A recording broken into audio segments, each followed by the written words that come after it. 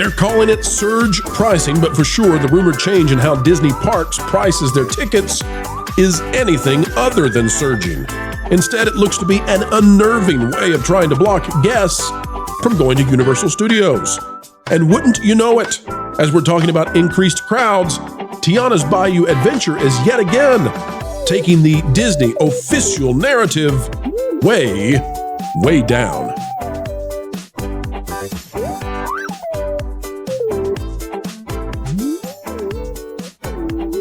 Hello, ladies and gentlemen. It is a joy to spend time with you, and we're happy that you have come our way to a studio in somewhere sunny USA where we are broadcasting the truth day by day. Folks, as we get ready to dive into the latest vacation news that nation needs to know, consider clicking the like button. We're about to make you way, way smarter. And when your family is trying to figure out where you want to go this summer, you're going to know far more than you did before just by watching this video. And folks, if you're new to the channel, we hope to earn a subscription from you. We know it's not guaranteed, but we're working each day to make sure that we give you the feed in terms of videos that you love. Let's go. All right, out of Blog Mickey, it says, rumor. Walt Disney World and Disneyland may move to airline-style adaptive theme park ticket pricing model. Now, this is being called surge pricing. We're going to explain it in just a moment. We're going to come back to this article because I want you to see what they're doing. The claim is that they've got to increase prices for tickets on the fly because, well, demand is just so high. Demand is just incredibly high. But folks, don't believe it, not for a second. In the last earnings report, they admitted basically that revenues and attendance for Disney parks was dropping, at least at Walt Disney World. In terms of the holiday season, it was a reduction compared to the fall. How in the world do crowd levels fall from September to December? That's insane, truly insane. It's something we've been covering, though, here on this channel.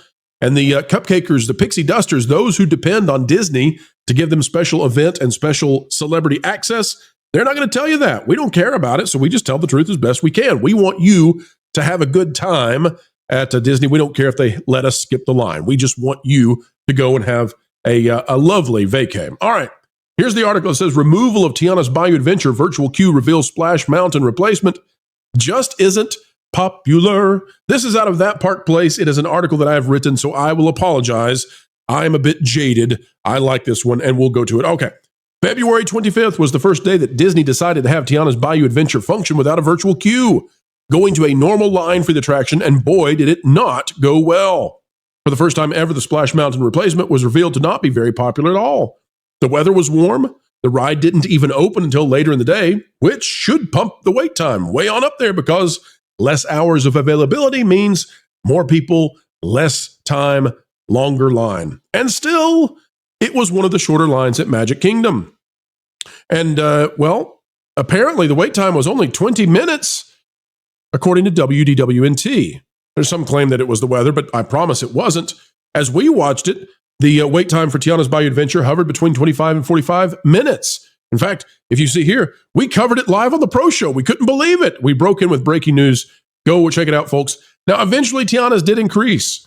And that was because Space Mountain went down. And so people were, well, they had nothing else to do. Big Thunder is down.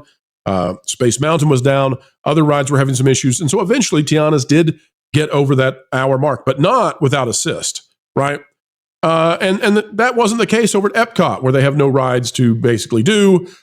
Cosmic Rewind did just fine quickly. And the first 30 minutes of its opening was over an hour. So Disney took the most popular attraction in the world, that's Splash Mountain, and they gave it a new whirl. They gave it a new reskinning. Tiana is there, and guess what?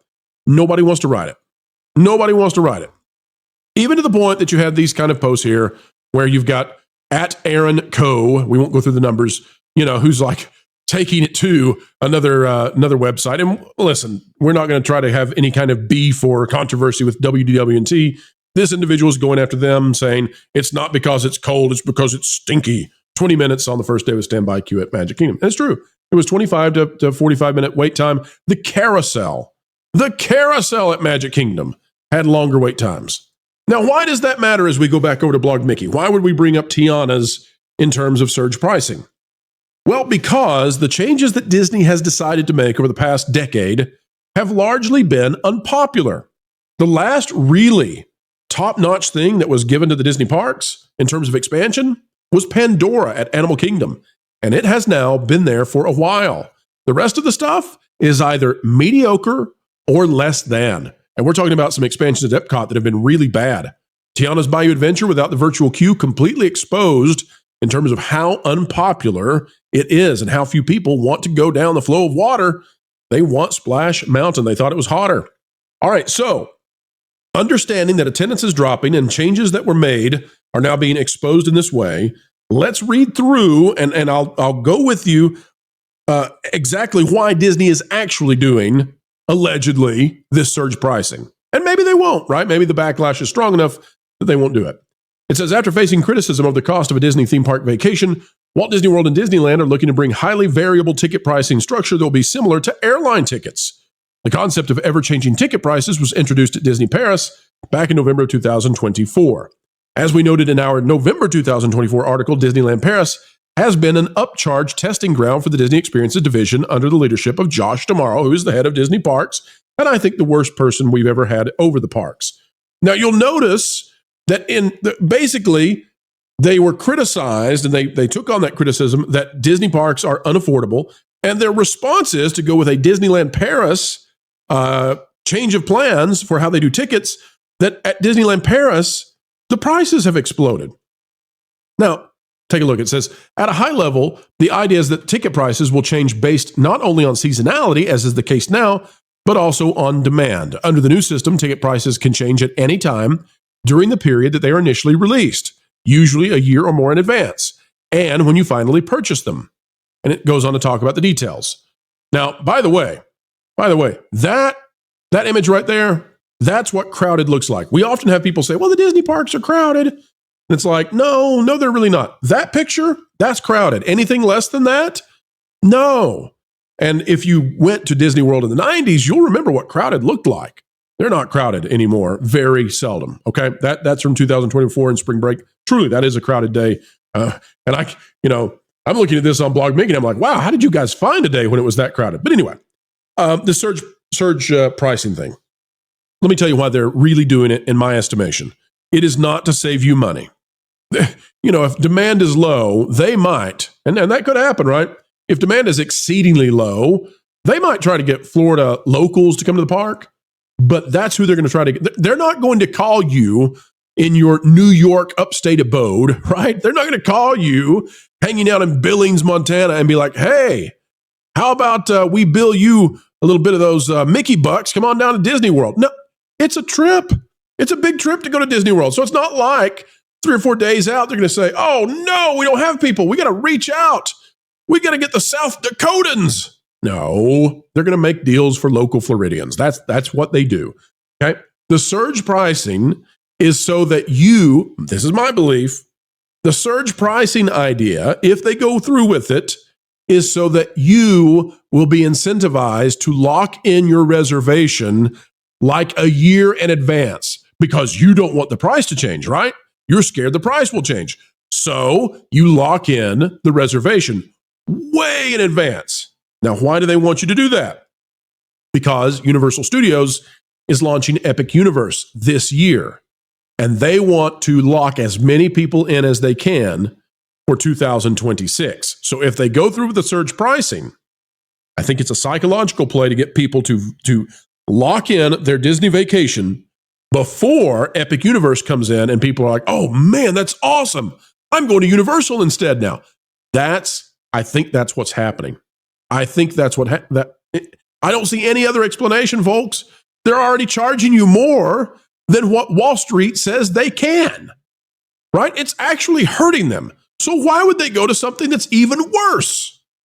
Unless they have a terse plan to block Universal Studios as much as they can while they still can before the masses, the normies out there realize that something has completely overtaken the quality and the fun of Disney World. It's Universal Studios on the way. Surge pricing.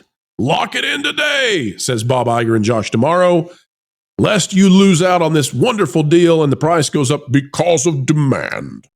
When in fact, demand has been dropping. We covered it. We walked you through it. It's been video after video all through 2024, and we suspect it may continue into 2025. Why do we think that? Well, Disney might just be projecting that in their forward-leaning, looking outreach for investors. All right, folks, that is the video for this evening. Hope you had a good one. Has there been any news today? Has there been any news? Anybody heard about Kathy? Yeah, they're covering it on Forbes and in the trades now. Never seen that before, so looking likely that Bellany over there at PUCK had the goods. And, well, we want to congratulate him. That's a heck of a scoop. We pride ourselves on being early. That's one of the biggest scoops, surely, of not just this year, but the last couple of years. He's made a huge name for himself with the story, and all congratulations go to him on that. Well done, sir. Well done. All right, folks, we hope you think this video was well done, and not like a steak, because those should be medium rare. So if you think that this video was a perfect medium rare, click the like button, share, subscribe, click it, stick it to the algorithms. It is the notification bell. Drop a comment down below. Let us know your thoughts on all of this. And folks, make sure to tune in to the Pro Show Wednesday and Thursday. Wednesday night, we'll have a member-exclusive segment where we're going to reveal early what it is we're announcing on Thursday.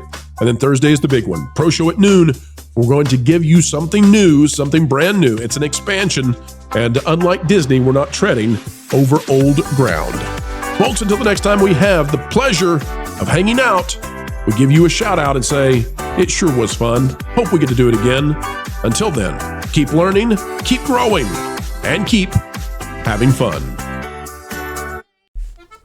Hey, Floral, guess what? You put a fork in Pro's microwave again. No, that was yesterday.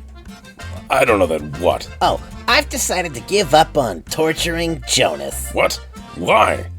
In the same way the cat sleeps like 20 hours a day, that was like your purpose. I know, but I've decided there's bigger fish to fry. Okay. Like Lorne. I mean, think about it. Everybody loves him. He's a fan favorite, and frankly, he has almost no weaknesses I can find. Except that he's really smart. So, you want to annoy the one panelist without a single flaw, because he's smart. Yeah, like that winged statue at that fancy Paris museum thingy. I want to break the one thing that everyone loves most. So, kind of like the opposite of Rachel Zegler. Yeah, exactly.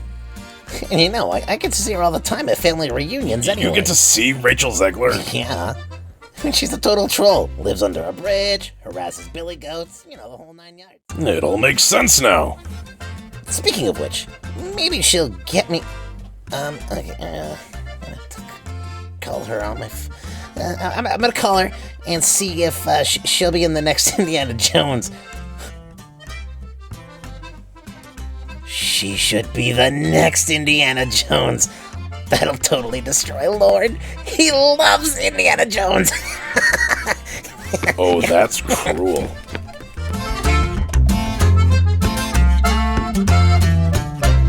Hey, Rach.